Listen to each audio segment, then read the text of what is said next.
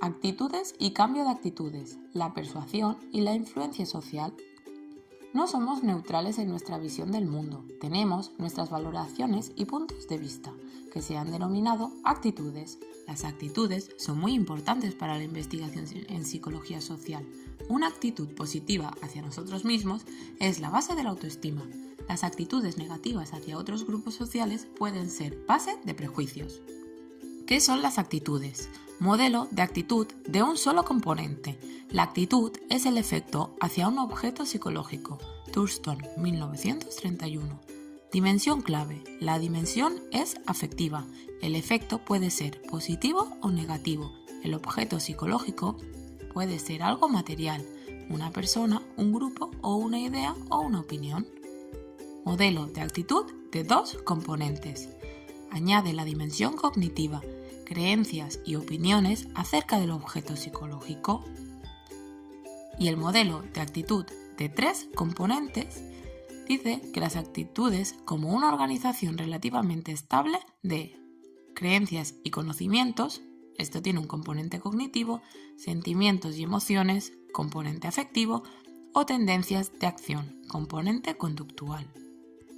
Ejemplo: actitud positiva hacia el deporte. Modelo de un componente, disfruto haciendo deporte. Modelo de dos componentes, disfruto haciendo deporte y considero que es saludable. Modelo de tres componentes, disfruto haciendo deporte, considero que es saludable y estoy dispuesto a hacerlo. Funciones de las actitudes. Katz, 1960. Función de conocimiento. El componente cognitivo de las actitudes nos ayuda a comprender el entorno. Marco de referencia para clasificar y evaluar estímulos de forma rápida. Diferenciar entre beneficiosos y dañinos. Como por ejemplo, actitud negativa hacia las drogas. Nos ayuda a detectar como peligrosa una situación en la que hay consumo. Función instrumental.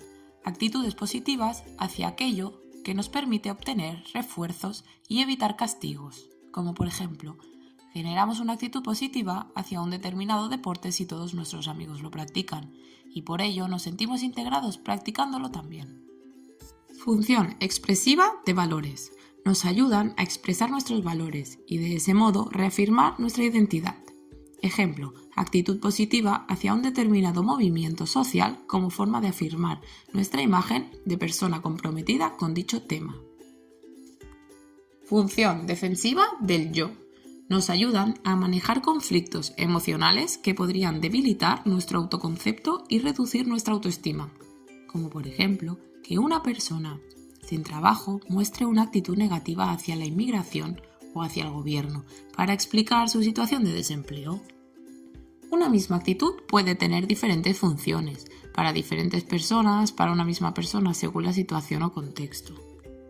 Las actitudes son intangibles, concepto abstracto, subjetivo y complejo. Hay dos formas de medirlas. Métodos directos, se pregunta directamente por opiniones. Autoinforme, escalas tipo Likert o diferencial semántico. Y métodos indirectos, para evaluar actitudes que pueden no ser expresadas por deseabilidad social o actitudes implícitas. Medida fisiológica, medida observacional o test de asociación implícita e imprimación. En las escalas de tipo Likert son aquellas en las que tienes que marcar el grado de acuerdo o desacuerdo con una serie de afirmaciones. Es importante que las afirmaciones empleadas tengan un posicionamiento claro. Como por ejemplo, los gobiernos deberían preocuparse más por medidas de conservación del medio ambiente. Totalmente en desacuerdo, algo en desacuerdo, ni de acuerdo, algo de acuerdo o totalmente de acuerdo. ¿Cómo se forman las actitudes? Perspectiva tridimensional, información cognitiva, afectiva y conductual. En la cognitiva, actitud determinada por las creencias. Las creencias se adquieren de dos formas, experiencia directa o indirecta. En la conductual, desarrollamos actitudes observando nuestras propias conductas, como por ejemplo, experimento religión. Y en la afectiva, vinculación emocional a través de dos procesos, exposición repetida a estímulos neutros o positivos, condicionamiento clásico, asociación, puede darse la propagación de la actitud. Las evaluaciones que realizamos de cualquier objeto están determinadas por nuestras creencias. ¿Cómo se adquieren las creencias? Basadas en la experiencia directa, nuestra experiencia personal con el objeto de actitud, o basadas en la experiencia indirecta, por la información que hemos obtenido o por la observación de personas que sí han tenido experiencia directa con el objeto de actitud. La vinculación afectiva se adquiere a través de dos procesos: el efecto de la mera exposición, que es la simple exposición a un estímulo neutro, acabará provocando una actitud positiva hacia él, si dicha exposición es repetida con el tiempo, por condicionamiento clásico. Desde esta perspectiva, por ejemplo, si el objeto de actitud se asocia a estímulos positivos, finalmente acabaremos desarrollando una actitud positiva hacia él. Las personas también pueden desarrollar actitudes observando sus propias conductas en relación con el objeto de actitud. El experimento religioso.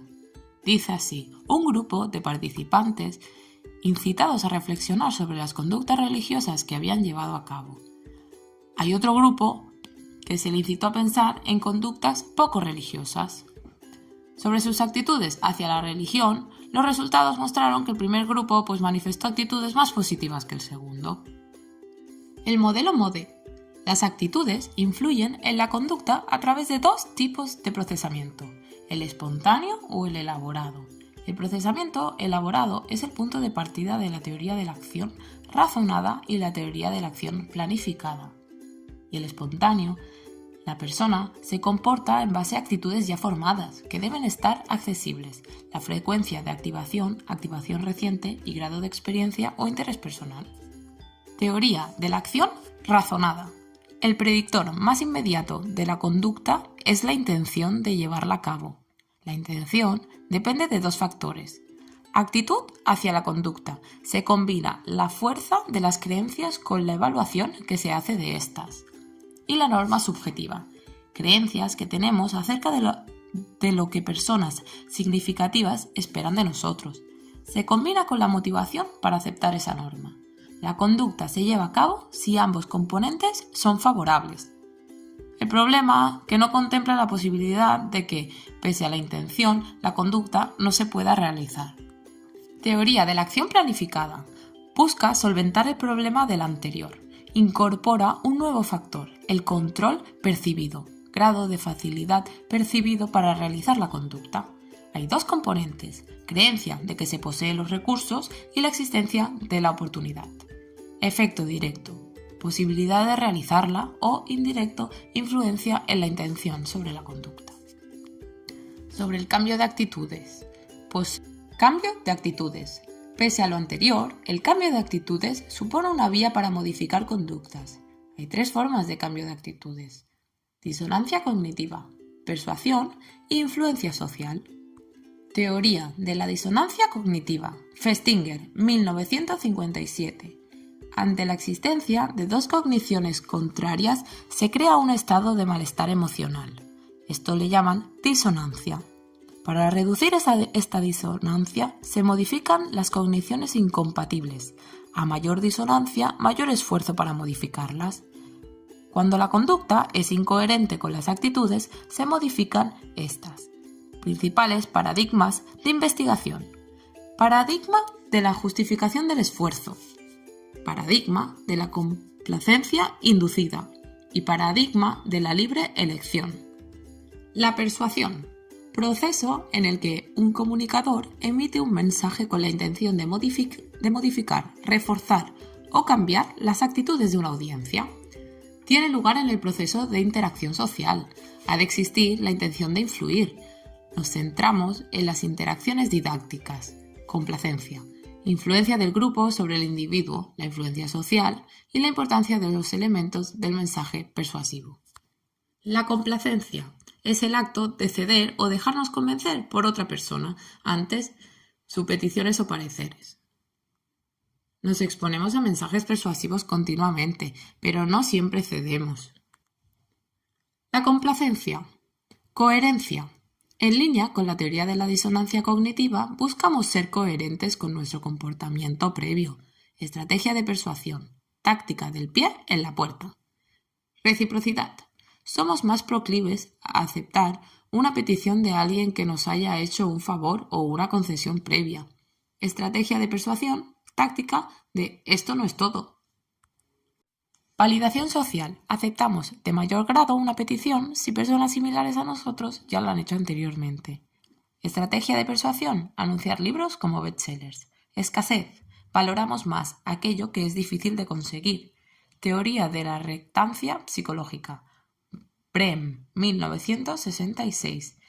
Vemos cosas no permitidas como un ataque a nuestra libertad y autonomía. Estrategia de persuasión. Ediciones limitadas. Simpatía. Apela al componente afectivo de las actitudes. Aceptamos aquellas peticiones que provienen de personas que nos resultan agradables. Estrategia de persuasión. Precio especial. Se establece complicidad. La autoridad. Aceptamos peticiones de personas que poseen mayor autoridad que nosotros. Hay dos tipos de poder.